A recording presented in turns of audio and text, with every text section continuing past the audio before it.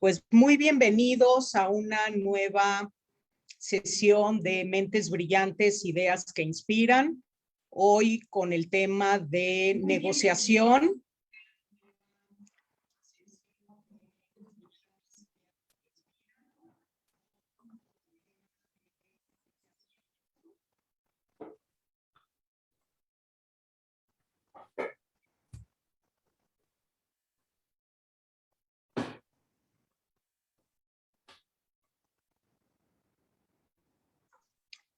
Como les decía, bueno, tenemos un invitado muy especial. Su nombre es Mario Permuth y voy a tener el gran gusto de compartirles algo de su currículum. Mario es abogado y notario, honorary fellow de la Universidad de Haifa en Israel, máster en fotografía del Club Fotográfico de Guatemala, ciudadano notable y reconciliador con el uso vitalicio del pasaporte diplomático por acuerdo gubernativo, embajador itinerante del gobierno de Guatemala, condecorado con la Orden del Quetzal en grado de Gran Cruz, obtuvo los premios de Derechos Humanos del Congreso Judío Latinoamericano, Premio Carlos Rivers por dedicación y entrega a la consecución de la paz y la reconciliación nacional, Judío del Año, reconocimiento a su extraordinaria labor por la paz de Guatemala, por el Comité de Honor de la Comunidad Judía de Guatemala, más de 200 premios nacionales e internacionales de fotografía, publicó 3 libros de fotografía y su más reciente publicación son 5 tomos de los informes confidenciales de los que nos comentará en el transcurso de esta plática. Bienvenido, Mario. Bueno, gracias por invitar. Con mucho gusto. Pues mira, yo las charlas las comienzo preguntando quién es el invitado. Y en este caso te pregunto, ¿quién es Mario Permuth? La pregunta es importante para mí también, ¿verdad? Hace ya 28 años que no agrego nada al currículum que leíste, porque no vale la pena solo estar apuntando logros, y por lo menos hubiera llevado un diario. Pero simplemente lo dejé, y ahora pues al hacerme esta pregunta, de repente puedo descubrir que soy algo más que un viudo que está dando el viejazo. De acuerdo a la plática. Pues sí. Pero ¿cómo te describirías tú? Bueno, mira, abogado ya no soy, porque a raíz de la enfermedad de Berta, mi esposa, el último año no salí de la casa, estuve todos los días con ella. Y el bufete se lo entregué a mis hijos. Después, fotógrafo, varié mucho mi trabajo porque estando solo dentro de la casa ya no salía a fotografiar a la calle, ni hacer ninguna de esas cosas. Y sí logré crear todavía hice una exposición que se llamó El Tercer Ojo, en vida de Berta durante ese año. O sea, sí tuve bastante logro artístico, digamos. Y después he tenido la suerte que estando aquí viviendo en San Pedro Las Huertas, que es una aldea a 3 kilómetros de la ciudad de Antigua, Guatemala, tengo mucho tiempo y he podido estar leyendo cantidad de cosas, especialmente sobre judaísmo, la Shoah. Esto de la Shoah sí es algo que sí quisiera compartir, porque le llaman el Holocausto. Y tú sabes que el Holocausto es una ofrenda a Dios que se hacía para el tiempo de Shavuot, cuando los judíos llegaban al templo.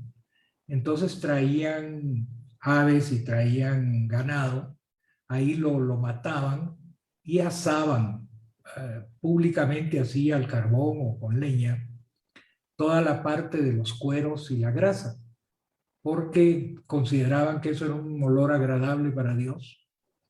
Y de esa manera desde hace 3000 años que los judíos no comemos, de acuerdo a la ley judía, aquello que perjudica, la grasa y todo el cuento que aumenta el colesterol, sin entrar que ahí no se está ni siquiera hablando de kosher, ¿verdad? Entonces es muy interesante. Entonces, lo que yo quisiera es que especialmente el público no judío que nos estuviera oyendo supiera que la forma pues de referirse al momento ese más oscuro que ha tenido la humanidad en toda su historia, se le diga la Shoah, como se le dice en hebreo, que es el desastre, porque sí me eriza pensar en el holocausto como si nos hubiéramos ofrecido en una ofrenda ígnea a Dios, aunque sí nos quemaron vivos en esos campos. Sí. Bueno, pues empezar esta charla con este tema sí es difícil seguir adelante con mi siguiente pregunta, pero No, mi siguiente pregunta sería, ¿qué es importante para ti? esa es fácil, ¿verdad? Yo me imagino que la gran mayoría contesta que su familia, para empezar, porque creo que eso es como que todo el mundo, ¿verdad? Se preocupa bastante por su familia. Y después, realmente a mí lo que me interesa es vivir en paz, tener algo que hacer cada día que valga la pena. Y con eso en mente, pues me levanto. Sabes que desde que somos chiquitos, porque contigo pasa lo mismo, nos han enseñado que abrís los ojos y tenés que darle gracias a Dios por haberte devuelto el alma. Y como decía el Baal Shem Tov, no solo es eso, acuérdense que se las entrega a Dios con la confianza que no la van a malograr, ¿verdad? Entonces hay necesidad de hacer algo que valga la pena para no desperdiciarla. Sí. Pero entonces, ¿qué es importante? ¿La familia? Bueno, la familia, vivir en paz y poder tener el tiempo para hacer algo de acuerdo al alma que me devolvieron. Leer, escribir, hacer mi arte, en fin, producir en una forma dentro de los límites correctos, donde yo creo que son correctos. Sí, tienes razón. ¿Cuál ha sido tu recorrido hasta este momento? Es decir, bueno, yo ya leí en qué estudiaste, pero digamos tu actividad laboral, o si quieres también platicarnos extra laboral, también qué has hecho en tu vida activa los últimos, bueno, toda tu vida. Bueno, profesionalmente abogado, hasta la médula, ¿verdad? Tengo una deformación mental en ese sentido, ¿verdad? Veo las cosas siempre desde lo que sería eso. Después, claro, me dediqué muchísimo a la fotografía. Creo, pero ya no estoy seguro, creo que he hecho 17 exposiciones de fotografía que han sido exitosas. Gracias a Dios, mi esposa por 55 años me dio una vida perfecta que me permitió hacer muchísimas cosas. Y después me involucré seriamente en este tema de las conversaciones de paz de Guatemala, ¿verdad? Y eso pues me llevó todo mi tiempo, excepto pues las cosas que hace uno con amigos, porque tengo la suerte que mis compañeros de clase, con los que algunos vengo desde kindergarten, nos reunimos con cierta frecuencia, la pasamos súper, y también los compañeros de universidad nos reunimos, y amigos. Cuéntanos un poquito yo sé que has desarrollado ciertas técnicas en fotografía. ¿Podrías compartirnos qué has hecho artísticamente en tu recorrido artístico en la fotografía? Bueno, sí, como estaba tratando de hacerme unas fotos que no fueran aburridas. Y después, más bien tratar de hacer algo de arte usando la cámara, empecé a hacer unas imágenes que les llaman como un espejo, pero es un error, a lo que yo le puse el nombre digrafía, que tendría que mostrarlas para que se entendieran, pero fue el principio de otras cosas que he ido haciendo. Tal vez la que yo considero más importante, a pesar de que las otras han sido muy exitosas, ha sido que cuando el Papa me invitó a ir a la isla de Malta para una actividad mundial de la paz, en que invitó a 2 rabinos, también éramos solo 3 judíos, e invitó mucha gente, entonces tuvimos que ir primero a Ámsterdam, y de ahí nos iban a mover a Malta, en vuelos que ya tenía organizados el Vaticano. Ese aeropuerto de Ámsterdam tiene algo muy bonito que se llama Meeting Place. Entonces decían que te encontrabas en el Meeting Place y realmente ahí llegaba todo el mundo sin perderse, pues no tenías que preguntar dónde está el Meeting Place y ya estabas listo. Y en el Oye, avión, ¿y con qué papa? ¿Cuál de los papas eras? Juan 23, ¿Juan 23? creo que se O fue. Juan, no, Juan Pablo II, yo creo. Juan Pablo II. Sí, porque Juan 23 fue Pues qué sé yo. hace mucho más. Sí, qué sé yo de papas. Es que para mí fue una gran sorpresa la invitación, aparte de todas las cosas. Y fue muy impresionante Malta.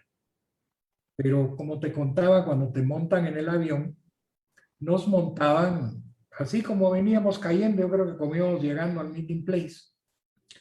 Entonces a mí me tocó estar sentado con un señor muy agradable, todo vestido de naranja, que era bastante platicador, y corredor de por medio con un señor que no me gustaba, que se llama Tariq Aziz, que después su mismo patrón, ¿verdad? Porque él era ministro de Relaciones Exteriores de Irak. ¿Recuerdas? Saddam Hussein lo mató personalmente porque lo enojó un día. Pero también no puedo dejar de decir que era altamente simpático el señor. Porque al ratito, ¿verdad? Con todo en mis reservas, nos estaba ganando. Pero el otro señor que venía hacia la par mía, empezamos a hablar, no sé por qué se me hizo que era de esos con los que se habla de meditación.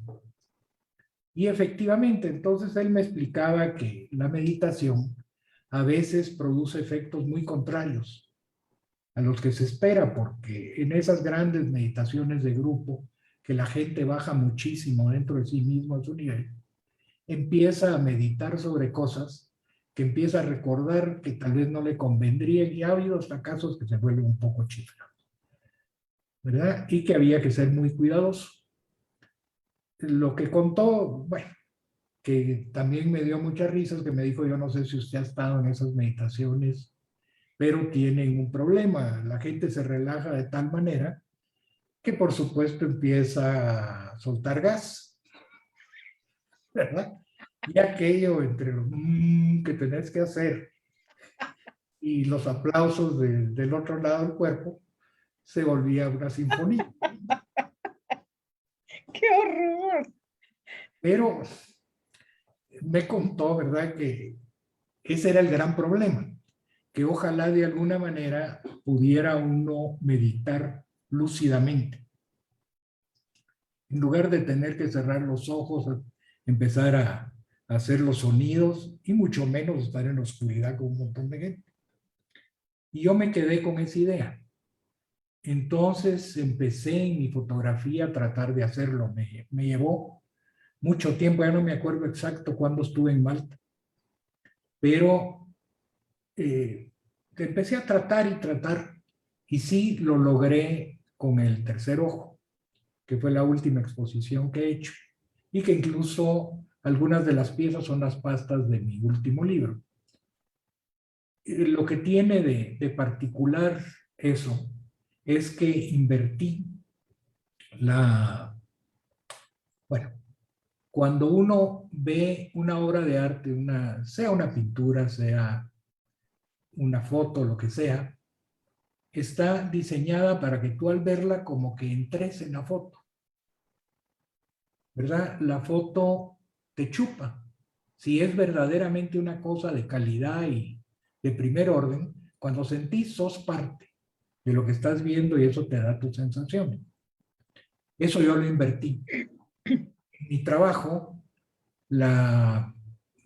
esto se da vuelta y la gente lo que siente es que la foto es de ellos, como que se viene hacia ellos. Y abajo logré poner dos iconitos que al ponerlos de cierta distancia entre ellos y la forma como los hago, produce un efecto de tercera dimensión. Se reproducen. ¿Ves? Dos iconos, pero al verlos con atención, se vuelven tres o se vuelven cuatro. Y entonces eso inmediatamente baja el sentido eléctrico de tu mente. Bajas a lo que se llama alfa. Y ahí es donde se medita. Entonces, con los ojos abiertos, estás en alfa, ves la pieza que te induce, especialmente si fuiste a la exposición y la compraste porque te gustó. Entonces, de alguna manera la ves con atención y eso te ayuda a meditar lúcidamente. Era lo que aquel señor decía que no se podía hacer. Ahora ya se puede.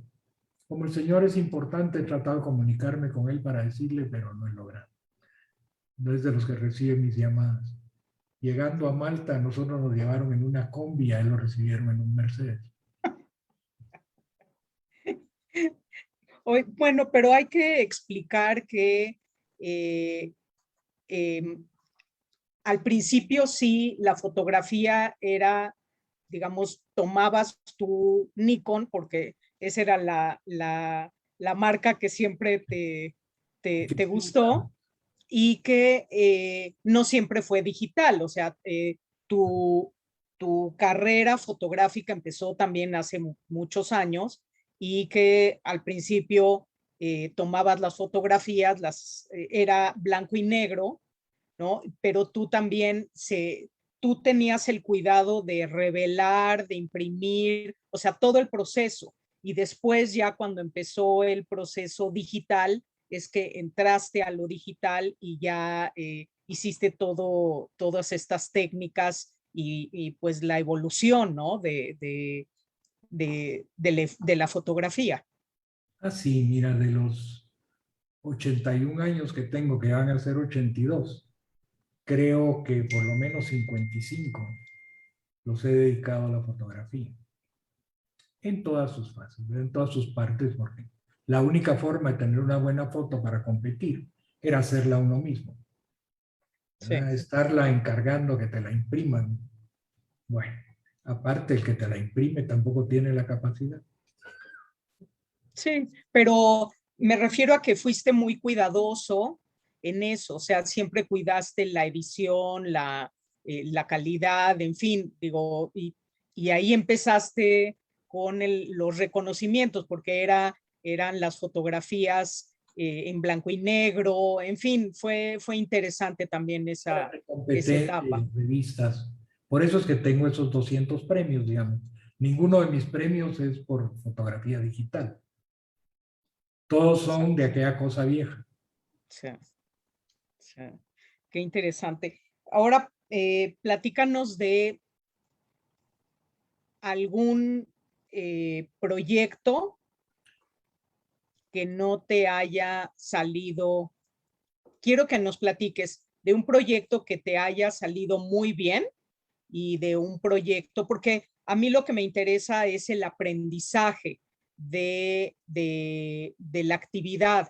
Entonces, cuéntanos de un proyecto que te haya salido muy bien y de un proyecto que no te haya salido como tú esperabas. Bueno, mira, empiezo con el que no me llena. Pero es un problema puramente personal porque es un tema con un hijo y de eso realmente no quiero hablar. ¿Verdad? Entonces, todo lo que es lo que uno hace, ¿verdad? yo creo que si se le pone verdaderas ganas y se planea, es muy difícil que salga mal, porque en el camino de lo que vas haciendo, te das cuenta que si cojea o tiene cosas que se deben componer, las compones de una vez, si estás encima de tu proyecto. Entonces, digamos, los pequeños fracasos son parte del proyecto y al final termina siendo exitoso. Pero lo que sí creo que le podemos decir a la gente que puede servirles tal vez de algo, que sí aprendí, es que lo mejor es un gran enemigo de lo bueno. Cuando ya tienes una cosa que está buena, el perder mucho tiempo y mucha energía tratando de hacerla mejor, la mayoría del tiempo no se compensa. Si ya es bueno, ok, disfrútalo, pásalo y que la gente de veras lo aproveche.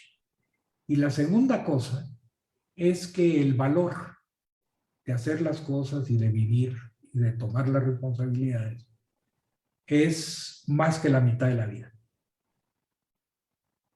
Si no hay valor, no hay éxito.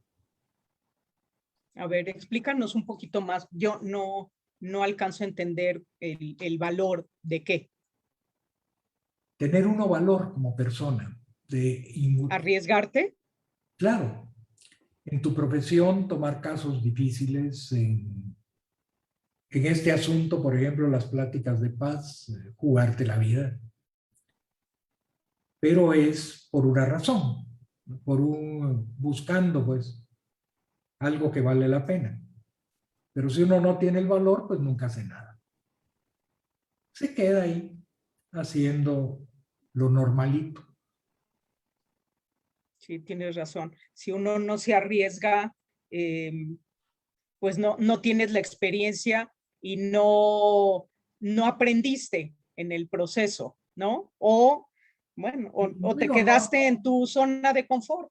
así es, no tomas nada que ponga en riesgo ni tu carrera, ni tu vida, ni tu nombre, ni eso, ¿verdad? Y no Entonces sabes realmente, si va a ir algo mejor. Nunca vas a saber si hay algo mejor porque no saliste de ahí. claro O que peor, digo, no necesariamente es mejor. no, también puede salir peor. Pero sí es, si uno no se anima, no lo vive. Sí.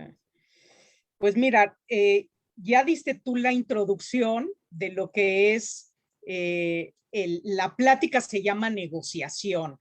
Y me gustaría saber tu opinión acerca de cuáles son los elementos importantes que integran una negociación. Bueno, empezar por qué es una negociación. Mira, hay diferentes tipos de negociaciones. Y como te decía, a los abogados en Guatemala nos dicen de apodo, depende, los depende. ¿Verdad? Porque cada vez que llega el cliente te dice, ay, licenciado, mire, cree que esto se resuelve, ¿verdad? Depende, ¿verdad? Y en las negociaciones, todo depende. Claro que la veracidad, el respeto, el saber qué se está buscando, conocer el tema, no daña, pero esa no es la parte. Lo que sí es importante es que el que negocia siempre quiere ganar algo. En la vida real, el que negocia siempre pierde algo. Nunca sale tan entero como entró. Siempre pierde. En cambio, el que no negocia y llega a acuerdos, platicándolo, discutiéndolo, sin negociarlo, sale siempre ganando. Hay un tipo de negociación que si se aplicara eso en una forma técnica, podría ser lo que llaman win-win negotiation, ¿verdad? En que todo el mundo gana. Y es lo que uno siempre debe tratar. Porque si vas a tratar de ganar, te vas a confrontar. y la confrontación va a impedir el arreglo, o por lo menos va a ser un arreglo que no va a ser totalmente satisfactorio para nadie. Pierden ambos. Yo creo que esa es la esencia de una negociación. Por eso creo que el tema de la paz en Guatemala realmente nunca se negoció. Lo que se quiso fue terminar un conflicto armado, o sea, una guerra, y evitar tanta masacre inútil y tanto sufrimiento para tanta gente. Porque ya fueran los insurgentes o los soldados, ¿eh? Todo el mundo tiene madres, padres, hermanos. Al que maten, siempre sufre la familia, ¿verdad? Entonces eso ¿Nos fue lo que... podrías dar un contexto de lo que fue pues la guerrilla en Guatemala? Porque eh, yo creo que la audiencia no va a entender cuál es el proceso de paz, si cuál fue la guerra. Ah, por supuesto, ¿verdad? Muchos guatemaltecos no lo entienden todavía, ¿verdad? Unos muchachos jóvenes entrenados en Estados Unidos en un entrenamiento muy rígido que se llaman boinas verdes. Son conocidos en todo el mundo. Aquí en Guatemala hacen los mismos procedimientos, pero se llaman caiviles. Son un poco más rudos que los boinas verdes, porque se comen las gallinas crudas, ¿no? Todo lo que encuentran en el camino para supervivencia. Pues unos de estos tuvieron un conflicto, ¿verdad? No quiero entrar a decir quién podía tener razón o quién no tenía razón. Y empezaron a pelear contra el gobierno. Se convirtieron en una fuerza insurgente de guerrillas. Y empezaron a convencer a mucha gente, empezaron a recibir también apoyos. Básicamente recibieron mucho apoyo de la Iglesia Católica. Y se escudaban en que esto se estaba haciendo en beneficio de la gente. Cuando ya empiezas a matar, no lo estás haciendo en beneficio de nadie. Pero así se fue perdiendo, digamos, el fin con que estos rebeldes iniciaron sus actividades. Pero estaban tan bien organizados y es tan difícil terminar con una fuerza insurgente que no da la cara, más que cuando comete el atentado. Por cada uno, hoy les dicen terrorista, por cada uno de ellos tienen que haber por lo menos 10 que los ayuden localmente para casas de seguridad, para poder comer cuando están en mala situación, para que los escondan. No los voy a cansar con todo lo que, pero se calcula que son de 1 a 10. O sea, si había, como decían, 1,500 insurgentes, solo tenés que multiplicar por 10, ¿verdad? Entonces ya era bastante gente. Y durante 36 años no pudieron con ellos. A los 36 años, cuando se empezó a hablar de una posibilidad de resolver este asunto, todo el país estaba en contra. Todas las secciones, digamos, de Guatemala, aunque se podría decir que estar en contra de la paz puede ser de muy mal gusto. La realidad es que los que pensaban como los militares querían ver a estos tipos muertos. Los que consideraban a estos tipos los freedom fighters a los que se había referido Reagan, querían ver a los militares muertos. La derecha, ¿verdad? También quería que los acabaran. La izquierda, por su parte, quería que sobrevivieran para seguir molestando, no para que lograran nada. Especialmente que ellos recibían un apoyo en principio, porque después ya no, fuerte de Castro, porque como de Guatemala salió la invasión de la Bahía de Cochinos, que Castro siempre resintió, detestaba a Guatemala. Y cuando se crearon estas fuertes, que en realidad había 3 grupos guerrilleros, que tampoco eran graníticos, incluso peleaban entre ellos, los apoyaban a los 3, ¿verdad? Y su idea era que siguieran eternamente molestando. Entonces, cuando sí realmente, militarmente estaban derrotados pero no estaban ni acabados ni aplastados.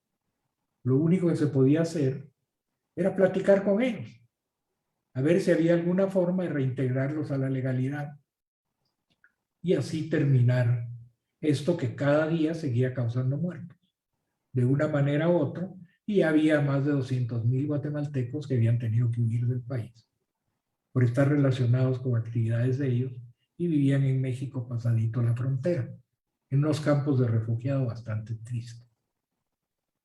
Entonces, claro, la primera cosa que nos decían los académicos, especialmente las universidades, en aquel tiempo no había tantas. Estaba la Universidad de San Carlos, que era la donde yo estudié, que bueno, es una universidad igual a la Autónoma de México, mismo tipo de gente, es que no tengo que explicarles. Y ellos no hubieran querido que se negociara, ¿verdad? Querían que esta gente ganara. No sabían ya por qué, porque esta gente ya no tenía incluso definido, lo único que tenían definido es que querían tomar el poder. ¿Pero Ahora, para qué? ¿para qué lo querían? Eso fue variando hasta que perdieron la pista ellos mismos, ¿verdad? Entonces, la derecha nos decía, ¿verdad? ¿Con qué derecho pueden ustedes ponerse a negociar? Porque ellos fueron los que empezaron a llamar a esto una negociación con gente que está en la ilegalidad. Si son criminales, ¿cómo puede usted llegar a un acuerdo con gente que está fuera de la ley? Cualquier acuerdo que se haga en ese sentido es ilegal. Y no les faltaba razón, pues. Al punto que en mi caso particular, porque yo tenía amigos muy cercanos y todavía muy queridos dentro de ese grupo que pensaba eso, me demandaron. Sí, me llevaron a los tribunales para evitar que participara en las pláticas. Gracias a Dios, con la ayuda de Rebeca, que ya era maestra en esa universidad, les ganamos el pleito. Bueno, hay que decir que Rebeca es tu hija. Sí, sí, Rebeca es mi hija y es mucho mejor abogado que yo. Entonces, también mi hijo Vigal es abogado. Y ahora ellos son los que se encargan del bufete desde que yo ya me retiré por estar con Berta, mi esposa, que falleció. Entonces, este asunto es interesante porque los primeros 4 años y medio de estas pláticas, bueno, voy a ir un poquito más para atrás. El presidente Cerezo se le ocurrió que la forma como se podía manejar esto es que se nombraba una comisión que le llamaron de reconciliación, pero había problemas en toda Centroamérica. Entonces los 5 países se pusieron de acuerdo y nombraron comisiones de reconciliación en cada uno de los países para resolver estos conflictos. Entonces estas comisiones están integradas por un miembro de la iglesia, todos tenían un suplente, un miembro de la iglesia, un miembro de los partidos políticos, un miembro del gobierno, un miembro de, digamos, de alguien que representara al país, a los ciudadanos, y nada más. Entonces, cuando empezó este tema, digamos, había una estructura que estaba buscando resolver el problema. Esa estructura tardamos 4 años y medio en encontrar un espacio confiable en el que se pudiera platicar. Así de complicado se puede volver un asunto de esta naturaleza, en que todo el mundo se detesta y nadie cree en nadie, porque esa es la pura verdad. Entonces, para empezar a crear credibilidad, lo que hicimos fue que empezamos a invitar a todos los grupos distintos del país a reunirse con los insurgentes en lugares donde se corriera menos peligro. Peligro siempre había, pero países amigos nos empezaron a dar posada. Entonces, por ejemplo, nos llevamos a todos los hombres de negocios al Canadá, nos llevamos a toda la gente de la iglesia a México. En fin, así estuvimos dividiendo todos los grupos. No los canso con los cientos de reuniones que hubieron en ese sentido, en que todo el mundo llegó a conocerlos y a platicar con ellos, porque ahí nadie podía negociar nada, sino que se oían unos a otros, y los guerrilleros, pues a ellos no les gustaba que se les dijera guerrillero, querían que se les dijeran las fuerzas insurgentes. Oye, pero a ver, está interesante esta estrategia de que conocieran. Entiendo el objetivo de que los conocieran, porque como tú dices, no se podía negociar nada, porque además este grupo tampoco tenía claro qué era lo que iba a dejar o qué era lo que quería, el poder o lo que sea, pero es interesante, ¿cómo es que desarrollaron la estrategia de conocerse? Porque eso es, creo que el meollo del asunto, de que conocieran que uno no es tan malo como asume, ¿no? O tan bueno como asume. O sea, todos los grupos, me parece fascinante esto de la estrategia, que ya no es ni siquiera, no tiene nada que ver con negociación, sino es una estrategia Bueno, la al fin y al realidad, cabo. sí, la estrategia era poder hablar. La cosa fue la táctica. Eso lo aprendí yo con los militares, la enorme diferencia que existe entre la táctica y la estrategia. La estrategia es lo que quieres, a donde quieres llegar, y haces un camino para llegar ahí. Pero ese camino, para que de veras se vuelva realidad, tiene que tener una táctica, o muchas tácticas, para lograr desarrollarse. Entonces, en esta comisión, había gente muy inteligente. El centro de la comisión fue una señora, en paz descanse, yo creo que tú la conociste, doña Teresa de Zarco, que cuando nos nombraron, los titulares eran el vicepresidente de la República, Roberto Carpio, Monseñor Quesada, que después fue Cardenal Quesada, por la Iglesia Católica, porque no eran las iglesias, sino la Iglesia Católica. Las otras iglesias no estaban participando en absoluto. Pues estaba Tere como ciudadano notable, que así fue como nos nombraron. El ejército llegaba con el gobierno, y entre esta gente hablamos. Tere tuvo la primera idea, dijo, miren, aquí no pueden haber suplentes, porque todo el mundo tiene que estar enterado de todo, porque ¿cómo van a ser suplentes si no saben lo que está haciendo el titular? Entonces todo el mundo tiene que llegar a todas las reuniones. Entonces definitivamente todos somos titulares y ya terminamos esta tontería de los suplentes. Eso fue primero un gran paso, porque todo el mundo se tuvo que poner a trabajar al mismo tiempo. Entonces, dentro de eso se pensó, bueno, lo primero que hay que hacer es hablarse. Bueno, ¿cómo podemos hablarnos? ¿Ah? Tiene que haber un contacto. Digamos, uno de los canales para un contacto era sin duda la Iglesia Católica, que los apoyaba. Entonces, para poder establecer tal vez unas primeras reuniones, ¿dónde se van a llevar a cabo? Pero cada uno de nosotros estaba en la disyuntiva de que te podían comunicar, que de repente iba a ser a ti quien te comunicaran qué reunión iba a haber, porque se sabía exactamente quiénes éramos todos los integrantes y a qué nos dedicábamos, dónde vivíamos, etc.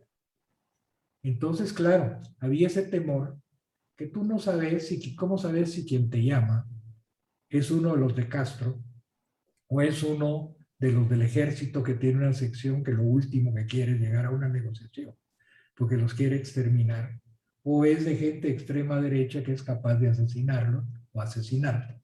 ¿Cómo sabes que ese contacto que vas a hacer es real y que no te va a costar a ti? ¿Verdad? Te voy a dejar con la duda, a ver si se te ocurre. ¿Cómo puede uno estar seguro que un contacto es el contacto? Pues, no, No vas a saber. no sé, pero está buenísimo. La verdad es que no vas a saber.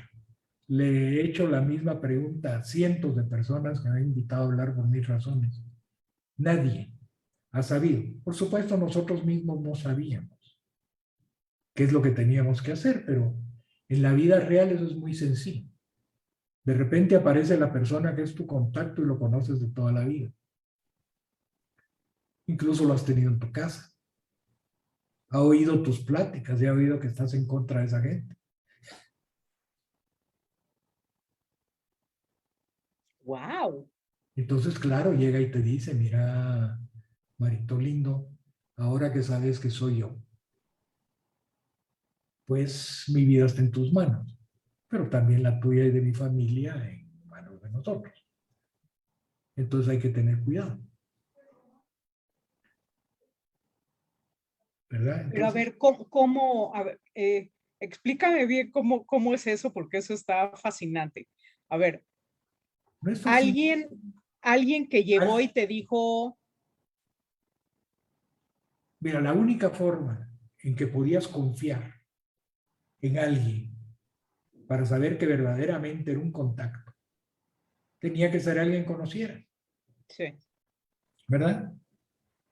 Yo iba a la Universidad de San Carlos, yo conocía infinidad de gentes de todas las tendencias. Nos reuníamos a estudiar a veces cosas juntas.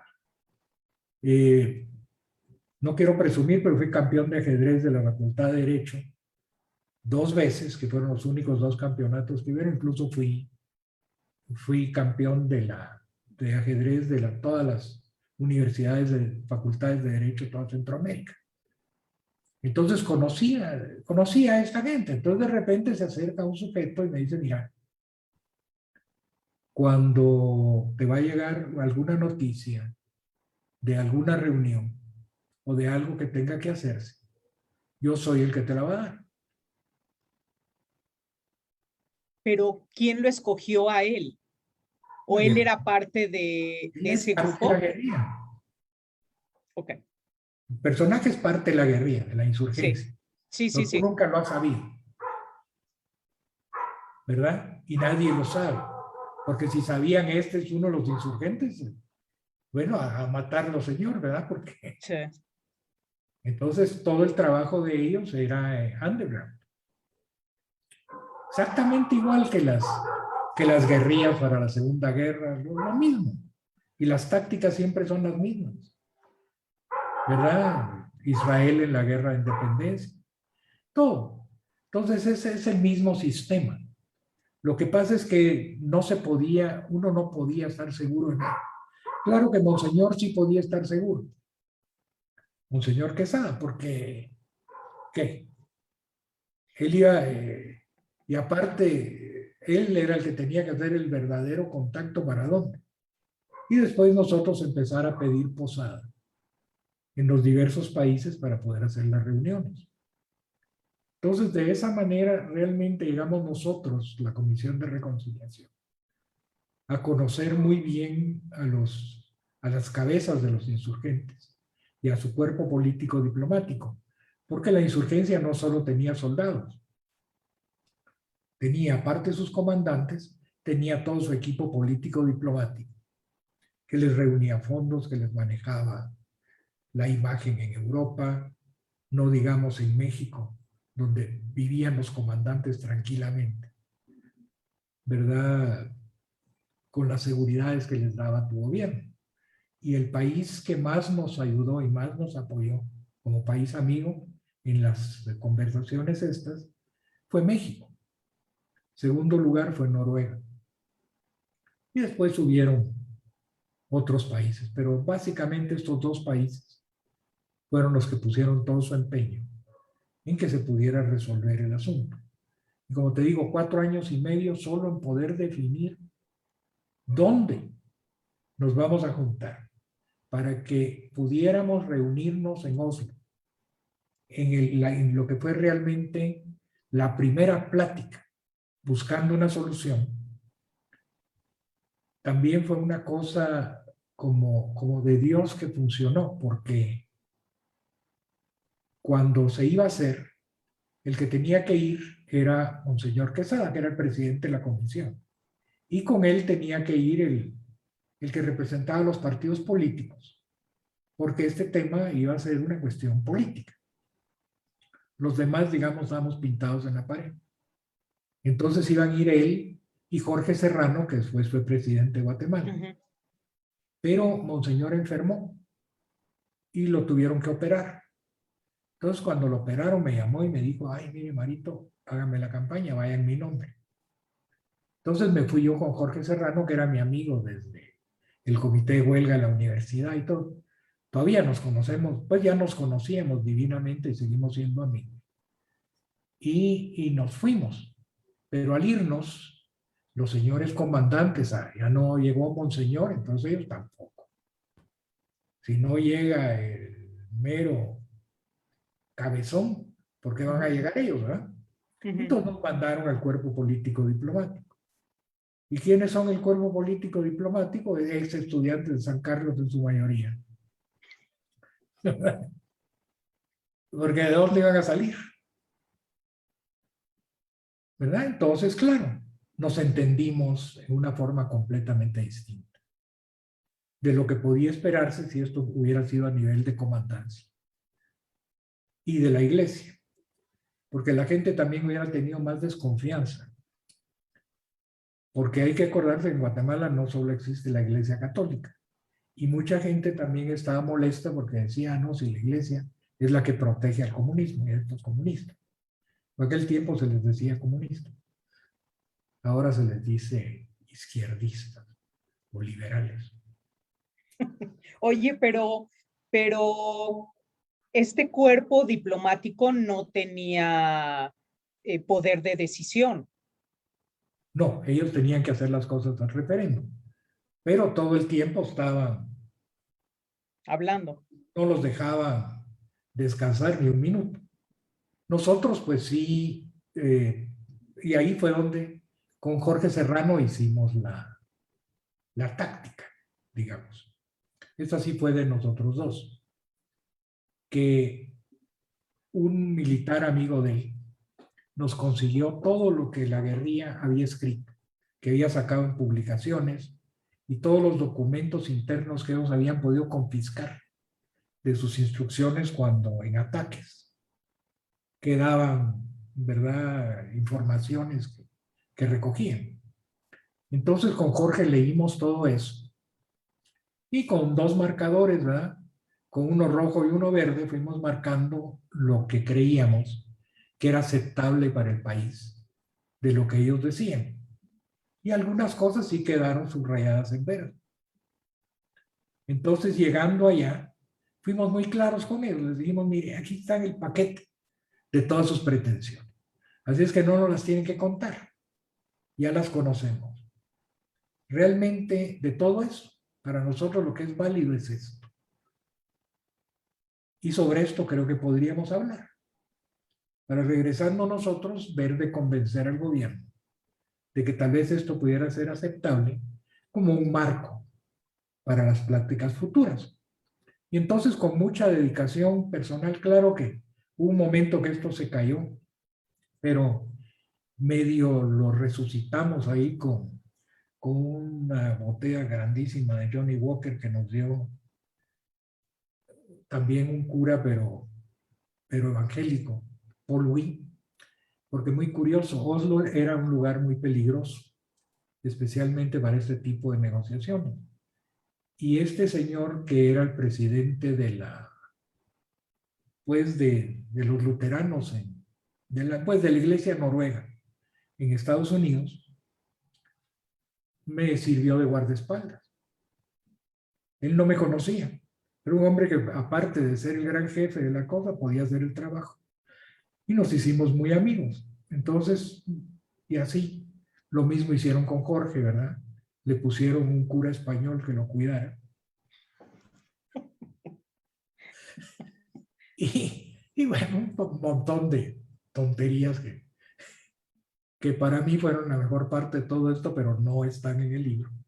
Porque Oye, pero una pregunta, o sea, Este proceso duró más o menos 5 años, pero durante 4 años y medio no se reunieron. No, no nos reunimos se reunieron con grupúsculos, Ok. ¿verdad? Pero esto no duró 4 años y medio, duró 10 años. Uh-huh. La segunda parte duró otros 5 años, cuando ya se estaba, si se quiere, entre comillas, negociando, cosa que se procuró no hacer. Y ahí la ataque, porque si no, siempre iba a haber un perdedor o dos perdedores. Y eso lo entendíamos nosotros desde el principio, aunque los países amigos nos pagaron unos cursos de negociación carísimos. Llegaba la gente de Harvard a enseñarnos cómo negociar y todo. Entonces aumentamos nuestra cultura personal, pero todo lo que aprendimos ahí no servía para nada. ¿Verdad? Porque realmente todo es puramente académico. Ideas de la gente, de qué se tiene que hacer y que hay que estar abierto. ¿Y qué es lo que tú estás diciendo? Que la negociación no debe de ser negociación en estos casos, sino Claro, es la plática. la plática era la que tenía que abrir las compuertas, digamos. Uh-huh. Entonces, la táctica fue súper interesante. Esta se debe al cardenal Quesada, porque él nos dijo, mire, ellos tienen un punto de vista, el gobierno tiene otro punto de vista, y sabemos que ellos exageran. Lo que nosotros tenemos que hacer, tomando en cuenta lo que ustedes ya hicieron en Oslo, pero en una forma mucho más científica, es estudiar exactamente qué es lo que necesita el país en cada tema. Y entonces lo que hacemos es que les hacemos un planteamiento primario para que lo discutan. Entonces, como las partes no coincidían ni una ni la otra con nuestro planteamiento primario, el pleito era contra nosotros. Y entre ellos entendían mejor, porque realmente estaban compartiendo salir de estos metiches y poder llegar a los acuerdos que les interesaban a ellos. Pero ya habían planteamientos esenciales que indudablemente eran a veces más razonables que cualquiera de las dos posiciones de ellos. Y como no se puede decir que fueran intransigentes, porque todo ese grupo que era el que arriesgaba su vida todos los días, también ya quería un poco de paz. Entonces también estaban buscando una solución. Y yo creo que la estaban haciendo con bastante buena fe, aunque eso nadie lo cree. Y tampoco creían que nuestra reconciliación fuera totalmente de buena fe. Pero en fin, ese fue el procedimiento. Y así se fueron llevando. Primero, claro, se hizo un acuerdo marco para determinar qué, después se dividieron los temas y se pusieron los temas fundamentales que tenían problema con el país. Y al final faltó en lo que nosotros, pues, la Comisión de Reconciliación estuvo solo en una parte de los segundos 5 años, porque habiendo cumplido su propósito de que ya estaban en pláticas directas, ya estábamos cansados de ser como el director de ceremonias en la reunión, ya les habíamos hecho los planteamientos iniciales, entonces lo que hicimos fue que renunciamos y los dejamos solos al gobierno y a la insurgencia. El acuerdo de Oslo, que era lo que prevía eso, tenía una terrible dicotomía, que en realidad era un defecto serio, pero funcionó, porque la insurgencia dijo que no querían negociar con el gobierno, porque los gobiernos eran de turno y generalmente eran débiles. Ellos querían hacer cualquier arreglo final con el ejército, porque era con quienes se iban a matar, sí o no. Entonces nosotros en estricta lógica lo aceptamos y después se lo hicimos saber al presidente Cerezo. Claro que nuestro trabajo, gracias a Dios, no era referéndum, podíamos tomar decisiones, pero sí en la noche, por cortesía, llamábamos todas las noches al presidente que fue mi compañero de clase, y me dijo, mira, claro, me dijo, mira, ya sabes que yo trabajo tarde, me tomo los tragos, por favor no me vayas a hablar en clave. Y me llamas a las 5 de la mañana, porque no voy a entender nada, ¿no? Pero una confundida, que para qué diablos lo estaría llamando. Entonces solo me dices exactamente qué pasó. Y no me importa que nos oigan todo el mundo que nos está oyendo, porque eso ya es un hecho. Ajá. Ustedes ya tomaron la decisión. No me hables en clave. Sí, porque, ¿verdad? Estar ahí tratando, Descifrando. descifrando, ¿verdad? Y ya despertándolo a las 5 de la mañana con sus tragos, ¿verdad? Oye, ¿y qué se siente? ¿Qué se siente estar, bueno, ser parte de la historia de Guatemala? Digo, que hayas contribuido, pues, no sé, qué. Bueno, mira, siente uno que está haciendo algo valioso y empieza a hacer amistades inconcebibles. Y después se empieza a reunir con mucha gente importante a la que nunca hubiera llegado de ninguna manera, ¿verdad? Y aprendes muchas cosas. Digamos, yo toda la vida insistí en mi tema porque no quería pasar incomodidades. Que yo era judío, pero realmente, aunque no comía kosher, yo no comía marrano, ni camarones, ni todo lo que es treif, ¿verdad? No, no, y entonces los países donde nos invitaban siempre estuvieron conscientes de eso y ni siquiera lo consideraban una molestia. Tal vez el único lugar fue en la Embajada de Francia, que el embajador me advirtió que la carne era de puerco y que habían hecho como un pedacito de pollo para mí. Los demás iban a comer rico, ¿verdad? Pero digamos, la consideración siempre Sí, estaba ahí, ¿verdad? Con mucho respeto. ajá. Oye, pues mira, estamos llegando al final de la plática y todavía me faltan muchas preguntas, pero eh, me gustaría preguntarte qué te inspira Ay, ay, ay. Ahorita o antes. cuando quieras.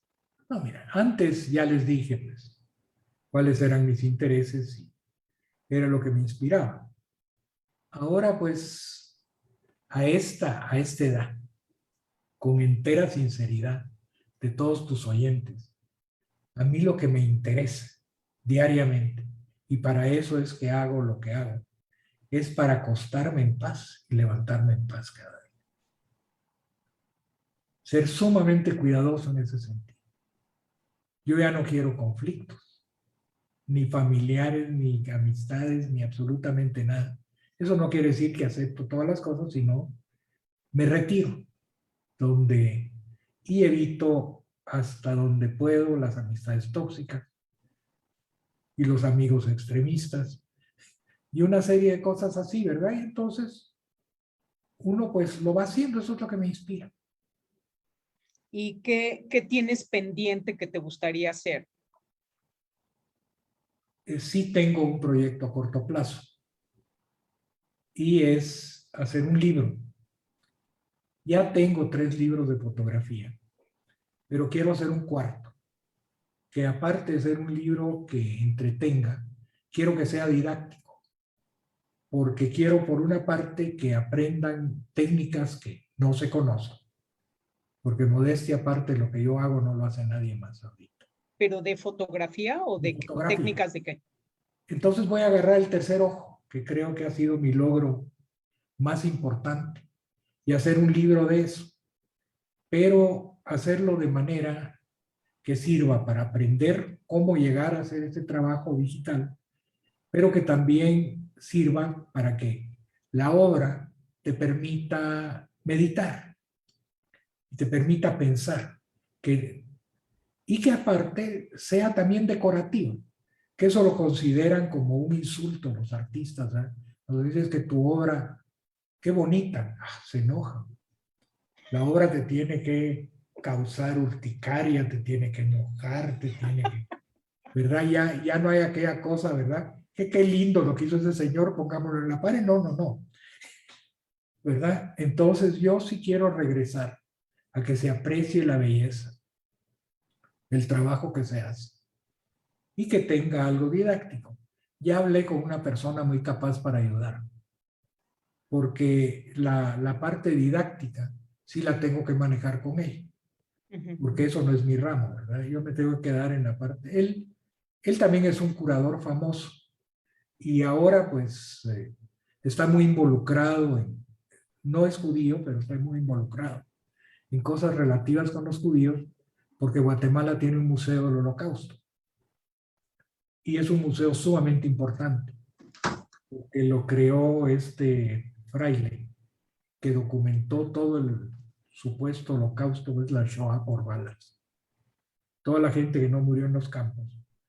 Porque aparte de los 6 millones que mataron los nazis en los campos, hay otros 2 millones de judíos que fueron asesinados o por sus vecinos, como el caso de Polonia y Rusia, o por alemanes que llegaban a algún lugar, lo ocupaban, cercaban a los judíos y no les daba tiempo de mandarlos a los campos. Los mataban a balazos o a palazos. ¿Verdad? Entonces ahí hay, y en Guatemala tenemos el museo. Y es un museo de veras. El número uno. Hay otro más o menos igual, un poquito inferior, diría yo, en Estados Unidos, en Tampa.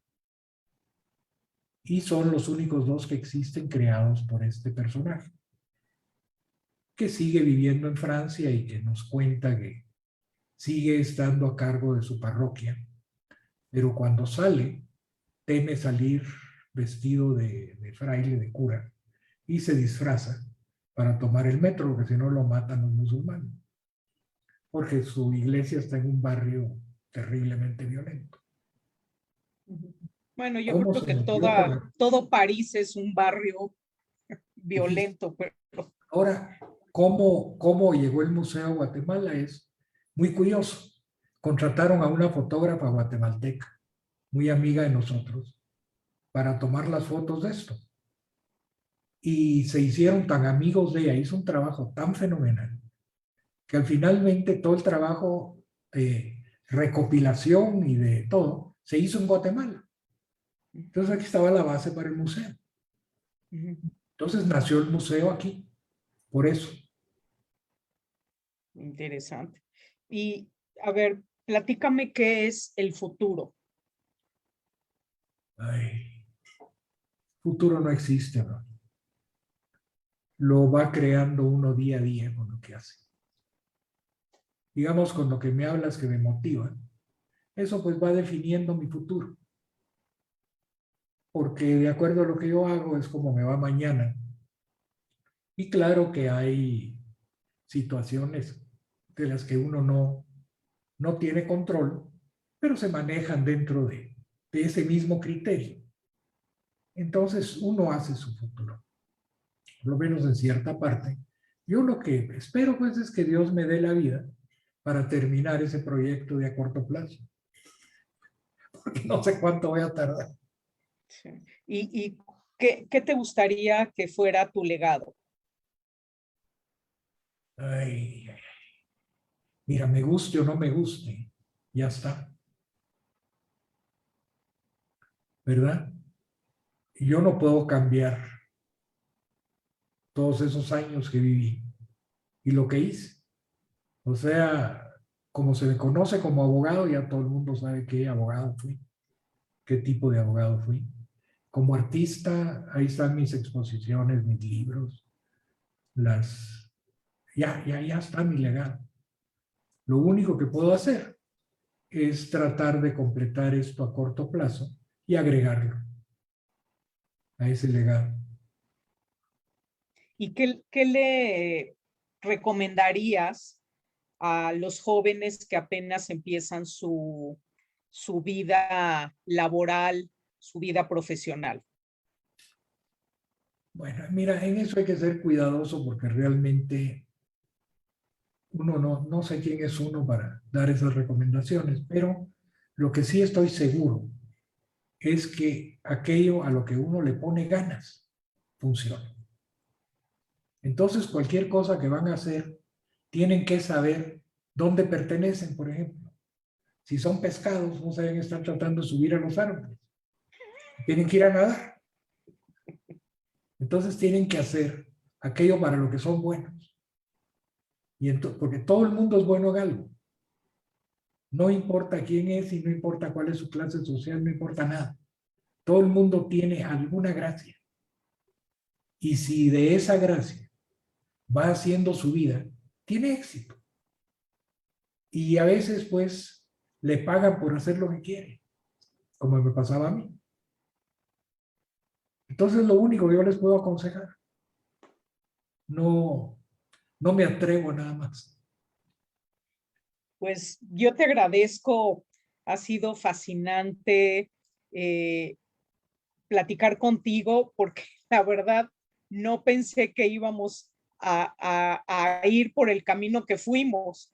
Yo tenía otra idea preconcebida, pero esto salió mucho mejor. Creo que es fascinante todo esto de que la negociación no fue negociación, fue estrategia, comunicación, otro tipo de circunstancias, otro tipo de valores, ¿no? Y eso me parece que es un aprendizaje mucho más importante que cuáles son los elementos de una negociación. Y yo te agradezco que hayas sido tan generoso de platicarnos y de compartirnos, ¿no? Todo esto, estas vivencias, que bueno, como comercial, sí me gustaría decir que tú llevaste un diario de, perdón, de lo que viviste durante todos estos 5 años y que los plasmaste en una publicación de 5 tomos.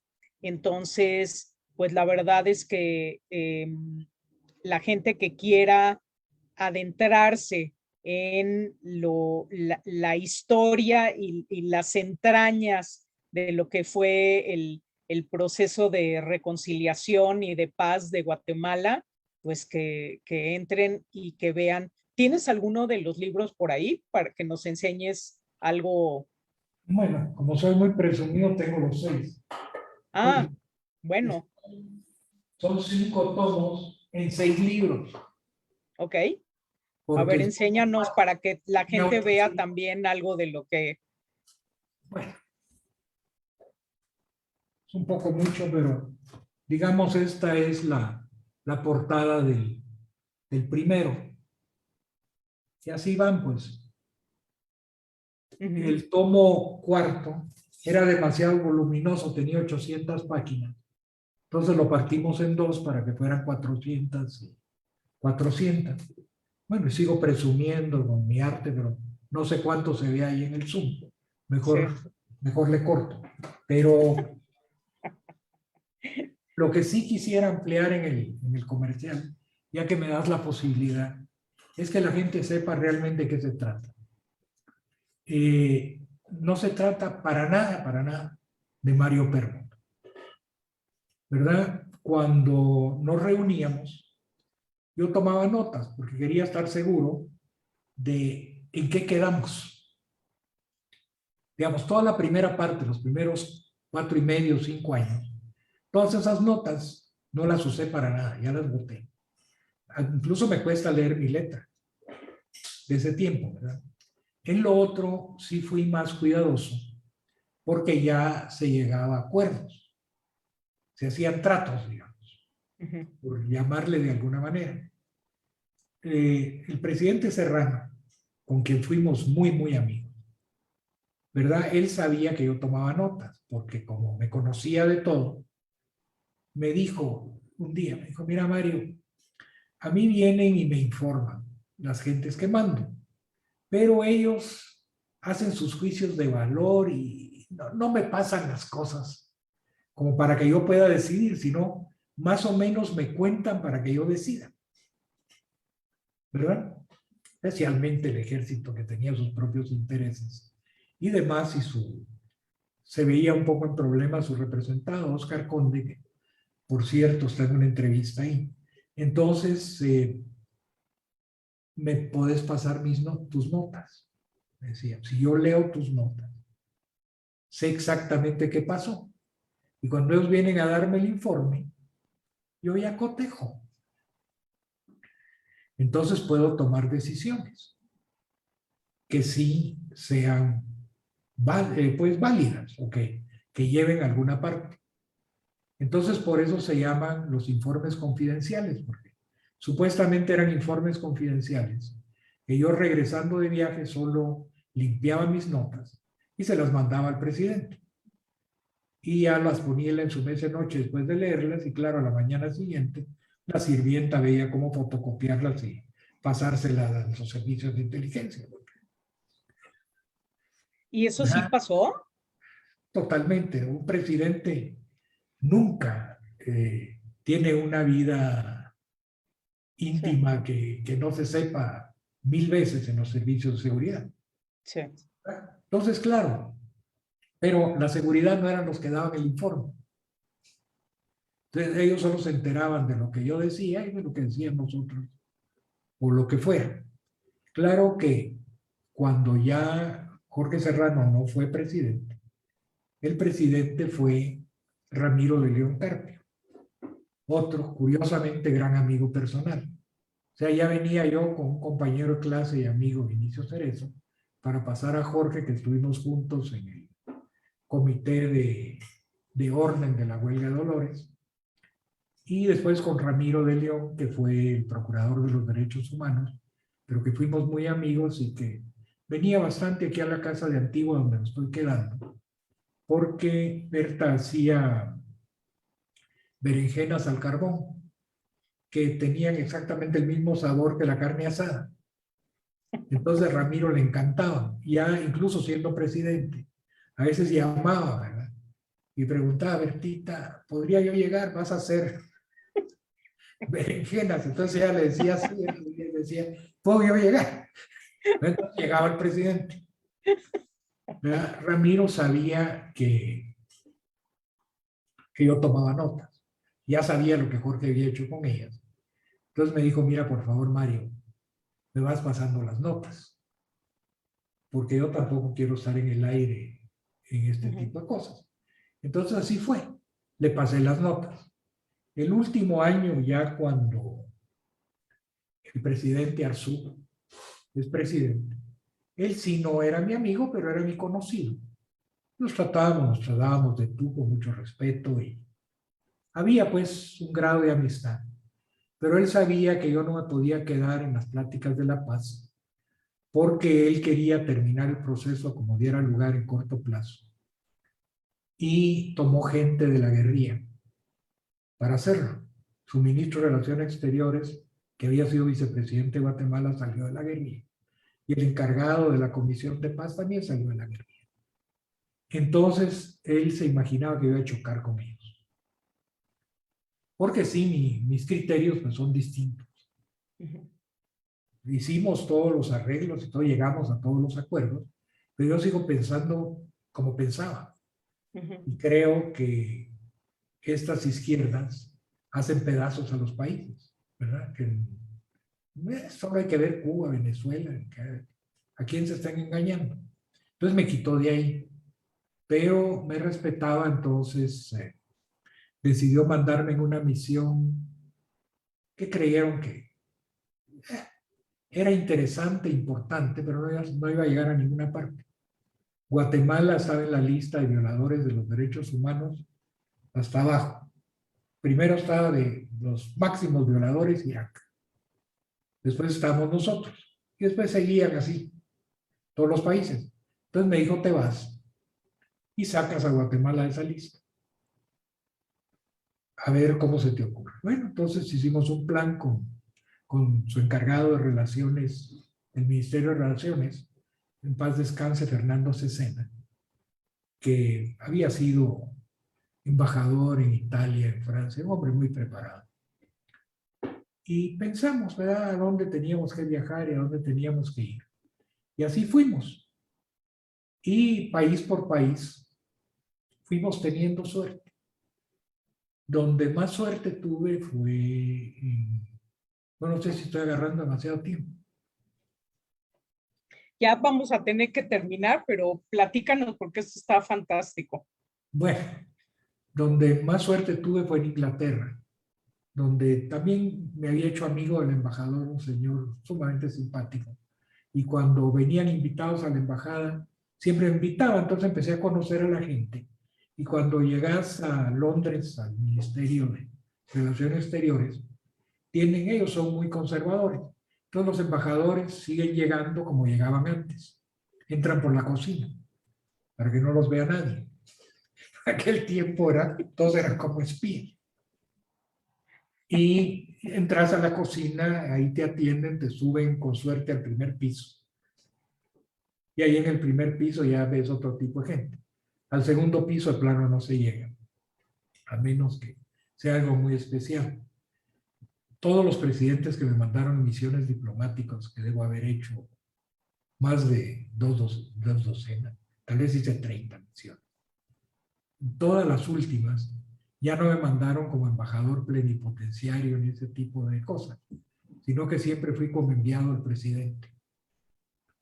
Y la diferencia es que el enviado al presidente es un embajador que no se va al referéndum, toma las decisiones. Yo platicaba con los presidentes cuál era el objetivo del viaje, qué se tenía que lograr, y para lograrlo yo sabía qué decisiones tenía que tomar. Y no podía estarlo llamando por teléfono, porque en aquel tiempo no teníamos sus celulares ni todas las ventanas. Entonces todos estos presidentes me confiaron. ¿Verdad? Jorge, Ramiro, me mandaron como enviado al presidente. El presidente Arzú no hizo menos. Me mantuvo el rango. Pero sí lograste sacar a Guatemala de esa lista. Claro, porque primero tuve mucha suerte en la República Dominicana por un incidente que algún día te contaré. Después en Canadá, al que era embajador nuestro en Canadá, me lo llevé a Londres porque su tía estaba casada con nuestro embajador de aquel tiempo allá y me iba a ayudar mucho.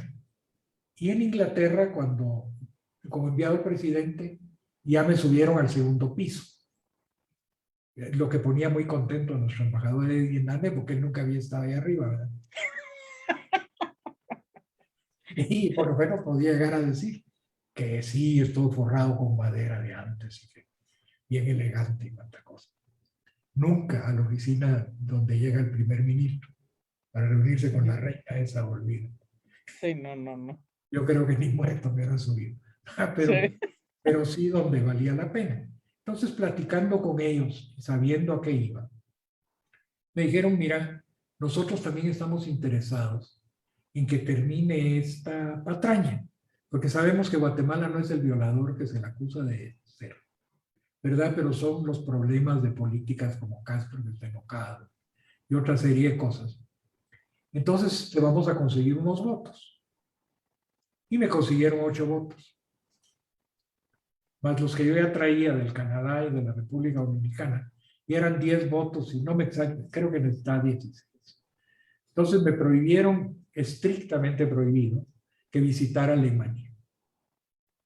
Ellos consideraban que yo como judío y que me habían matado gente en la Shoah, les iba a ir a causar más problema que ventaja. Lo que no creo que era cierto, pero de cualquier manera yo preferí no ir. Sí. Así es que esto me hacían el favor. Y sí tuve un fracaso grande. Fracasé en París. Un profesor mío de historia, que recibía clases ya graduado de abogado, la Marroquín, el doctor Salvador Aguado. Ellos vivían en la frontera muy cerca de Francia. Cuando huyeron de Franco, se pasaron a Francia a pelear contra los nazis. Fueron capturados, él fue capturado. Y en su campo de concentración, el grupo comunista estaba comandado por Madame Mitterrand. Ella era la gran jefa. Todo lo que se hacía así, que hacían los presos, digamos, era instrucciones de ella, cómo se mantenía el orden. Y cuando en una oportunidad anterior yo tuve que ir a arreglar una cuestión a París, él me advirtió, me dijo, se va a encontrar usted con esta dama, lo va a tratar mal. Y las ideas de Guatemala son, y efectivamente no coincidimos. Cuando llegué en esta última misión, llegué y por supuesto no me recibió la persona que me tenía que recibir y me mandaron con el funcionario más bajo que tenían de derechos humanos. Llegué a una situación ahí, el señor hablaba perfectamente español y me dijo desde el primer día, me dijo, mire, yo preferiría vivir en Irak que en Guatemala. Para mí Guatemala tendría que estar al fondo de la lista. No encima de Irak, porque yo he vivido ahí, hay una gran diferencia. Irak es un paraíso comparado con Guatemala. Total, no te cuento los detalles porque no tenemos tiempo de cómo nos reímos, el señor se le había chorreado la pluma y nos echó del despacho. Esa es la pura verdad. Entonces, claro, lo primero que hice al regresar al hotel, como tenía fax en la computadora, le puse un fax al presidente y al ministro de Relaciones Exteriores, Edith Stein, que como te dije, era miembro de la guerrilla. Fracaso total, Francia, fracaso total. Entonces contestó él, no te preocupes, simplemente así. Después supe que llamó por teléfono y en media hora cambiaron la actitud de Francia y nos dieron el voto. Porque se entendieron entre ellos. ¿Verdad? La madame pertenecía también a sus... también, ¿verdad? Qué increíble. ¿Verdad? Y él, pues, yo diría que ese vicepresidente que tuvimos, de ese ministro, es un verdadero hombre del Renacimiento, es un tipo sumamente educado, toca piano, lee, escribe, es muy realmente lo que llaman un hombre del Renacimiento. Y se manejó divinamente en esas áreas y sigue ahora pues muy activo. Entonces, ese fue mi fracaso, si necesitabas oír un fracaso. Pero al regresar fue un éxito, porque salió Guatemala de ahí. Y sí tengo que decir algo en favor del presidente Arzú. En este viaje, por supuesto, no solo me pagaron los pasajes, me dieron viáticos. Pero al salir de Canadá para Inglaterra, yo ya no llevaba viáticos. La cantidad que me habían dado sirvió para la República Dominicana, para Canadá, y llegando a Londres ya empecé yo a pagar las cuentas. Entonces, claro, todo lo demás, Suecia, Dinamarca, pero gracias a Dios Berta nunca me dijo nada. Solamente me decía, no pases incomodidades. Gastá, pagá, que no te importe.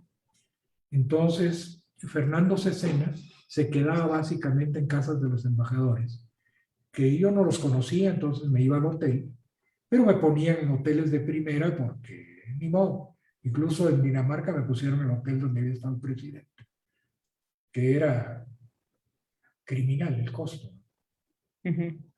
Lo mismo pasó en una oportunidad en París, pero cuando ya regresé y todo, yo nunca le pregunté a Berta Dirá qué excesos incurrí, ella no me dijo ni una palabra, solo gracias a Dios estás de regreso y la misión pues no saliste mal, porque esa era la preocupación. Claro. En La Paz ya me había bajado del macho 2 veces sin que me pateara. Y en esta podía haber venido un fracaso de esos del diablo, ¿no? Entonces pasaron como 3 meses. Y un día una señora del Ministerio de Relaciones que ocupaba el lugar de Fernando Cesena, que lo nombraron embajador al Uruguay inmediatamente que volvimos de este viaje, llegó al apartamento. Me extrañó que la dejaran entrar hasta arriba y que no me hubieran avisado desde la garita. Era una mujer muy hábil. Ahí tocó, ¿verdad? Entonces le abrí, Carmencita, pase adelante. Mira, me dijo, te traigo algo, el presidente me pidió que te lo dé a ti en la mano. Es absolutamente confidencial. Yo no puedo saber qué viene en ese sobre. Y así es que yo te lo entrego en la mano. Le dije, ¿tengo que firmar? No. Me dijo, al presidente le basta con mi palabra, yo solo voy a decir que te lo entregué en tus manos. Como fue la orden. ¿Te puedo ofrecer un café? No, no, no, no, me tengo que ir, esta es una misión, no es una visita de amistad. Y se portó totalmente profesional y ya nos vemos de escupir al patio, ¿verdad? Entonces se fue. Yo, pues muy curioso, abrí mi sobre. Había $10,822 en efectivo. Llamé a Berta y le digo, mira Berta, ¿qué gasté yo en el viaje? Aquí lo tengo, me dijo. Fueron casi $11,000, 10,800 algo. Entonces, Wow.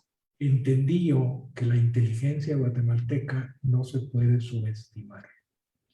Iba controlado todo el camino, lo que fui haciendo. Y eso de ir como enviado al presidente, sabían exactamente si mis decisiones eran aceptables o no. O así como sabían cada centavo que gasté. Claro. El presidente me lo devolvió de sus gastos confidenciales.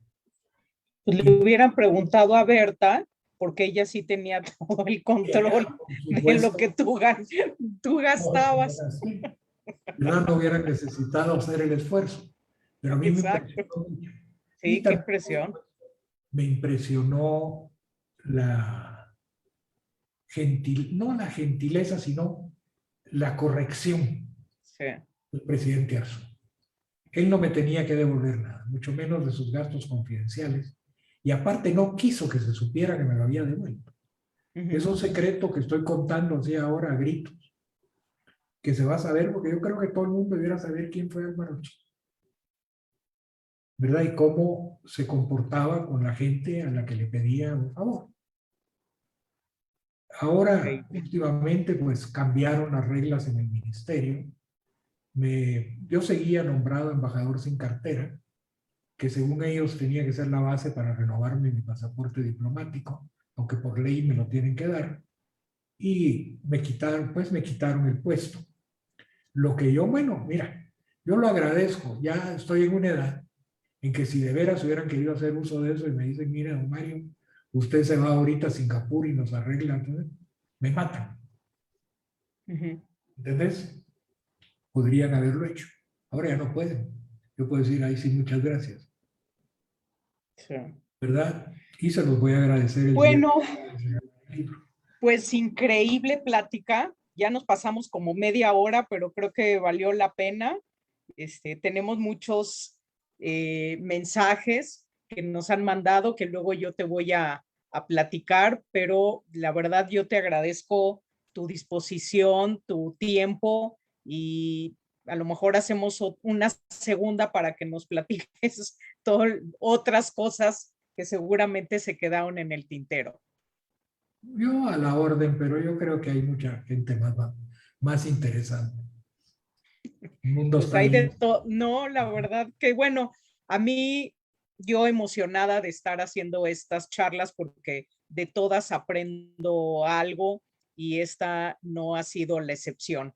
Así que bueno, para todos, muchas gracias por habernos acompañado, a Mario por su tiempo y por su interesantísimo recorrido en esta vida. Y bueno, pues nos encontraremos pronto a todos. Muchas gracias y muy buenas noches. Muy buenas noches.